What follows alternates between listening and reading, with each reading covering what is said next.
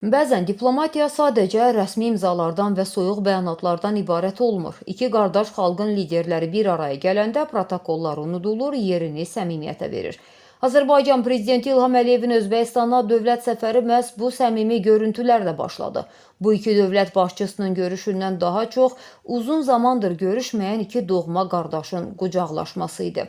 Səfərin mədəniyyət xətti də diqqət mərkəzində idi. Birinci xanımlar Mehriban Əliyeva və Ziriyatxan Mirziyoyeva Daşkəntin unikal mədəniyyət ocaqlarını ziyarət etdilər.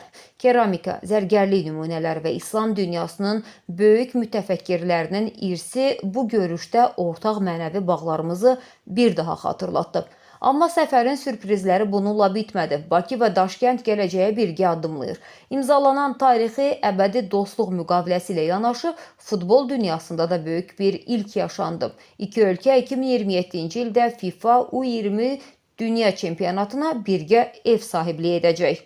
Həmçinin Qarabağın Xankəndi şəhəri ilə Özbəkistanın Ürgənc şəhəri rəsmən qardaşlaşdı. Və səfərin ikinci günü paytaxt Daşkənddən sonra növbəti ünvan Qədim Şərqin qəlbi, tarixi Buxara şəhəridir.